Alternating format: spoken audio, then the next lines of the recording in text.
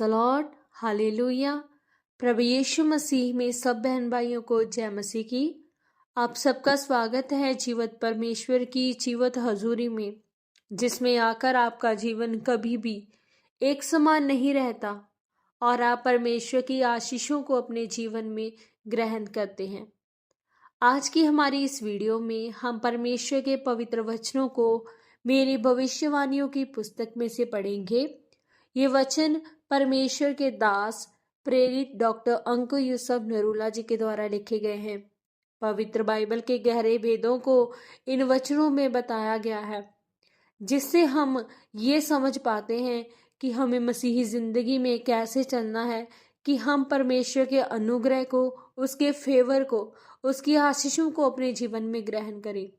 तो पूरे विश्वास के साथ इन पवित्र वचनों को पूरा सुने और अपनी आशीषों को परमेश्वर से रिसीव करें। आज का सामर्थी वचन, अपने जीवन पर राज्य कैसे करें। जैसा कि परमेश्वर के पवित्र वचन रोमियो 6 अध्याय उसके 10 वचन में लिखा है, क्योंकि वह जो मर गया तो पाप के लिए एक ही बार मर गया, परंतु जो जीवित है तो परमेश्वर के लिए जीवित है। मेरे प्रियो, पवित्र बाइबल कहती है कि जो व्यक्ति जिससे हार गया है वह उसका दास बन जाता है। अगर आप व्यभिचार से हार गए और वह आप पर हावी हो गया, या आप चोरी से हार गए और वह आप पर हावी हो गई, या आप पाप से हार गए और वह आप पर हावी हो गया, तो पवित्र बाइबल के अनुसार अब आप उसके दास बन गए। और अगर आप पाप के दास हैं तो आप परमेश्वर के लिए राज्य नहीं कर सकते। प्रियो, मैंने मसीह जिंदगी में जो सबसे जरूरी चीज देखी है वह ये है कि जो लोग अपने जीवन में कामयाब हो रहे हैं वह वही लोग हैं जो अपने आप में मर चुके थे। जब हम पवित्र बाइबल में दानियेल, शद्रक, मेशक, अबेदनगो के बारे में पढ़ते हैं तो वह अपने आप में मर चुके थे। कैसे? क्योंकि उन्हें खोजा यानी किन्नर बना दिया गया था और उन्हें ये मालूम था कि उनकी शादी नहीं होगी, तो भी वह परमेश्वर के लिए जी रहे थे और वह सुबह को, दोपहर को, शाम को परमेश्वर की हजूरी में जा रहे थे।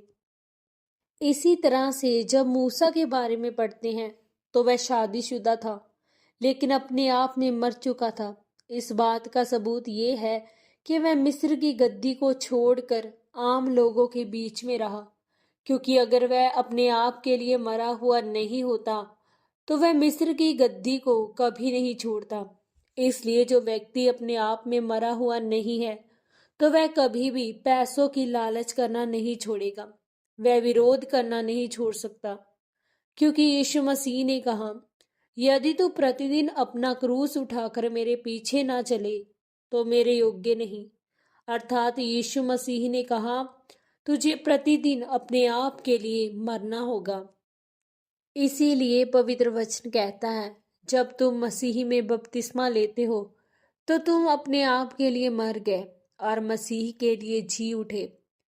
फिर जब तुम मसीह के लिए जी उठे हो तो अपने शरीर के अनुसार नहीं वरन मसीह के अनुसार चलो, क्योंकि अगर तुम मसीह के अनुसार नहीं चलोगे तो मसीह के अनुसार तुम राज्य भी नहीं करोगे। इसलिए अगर आप मसीह के अनुसार चलोगे तो परमेश्वर आपकी जिंदगी में वह कर पाएगा जिसके लिए परमेश्वर ने आपको चुना है, और आप प्रभु यीशु मसीह की तरह अपने जीवन में राज्य कर पाएंगे और परमेश्वर का अनुग्रह आप पर होगा। आमीन। पवित्र वचनों के अनुसार प्रार्थना। सर्वशक्तिमान परमेश्वर, इस वचन के लिए मैं आपका धन्यवाद करती हूँ। परमेश्वर, मैं प्रार्थना करती हूँ कि आप मुझे अपने आप में मरने का अनुग्रह दीजिए, क्योंकि मैं आपके अनुग्रह के बिना कुछ नहीं कर सकती हूँ। प्रभु यीशु मसीह के पवित्र और सामर्थ्य नाम में हम मांगते हैं। आमीन, आमीन और आमीन। इन पवित्र वचनों के पढ़े और सुने जाने के द्वारा और इन पर मनन करने के द्वारा परमेश्वर आप सबको बहुत आय से आशीषित करे। सबको जय मसीह की। God bless you all.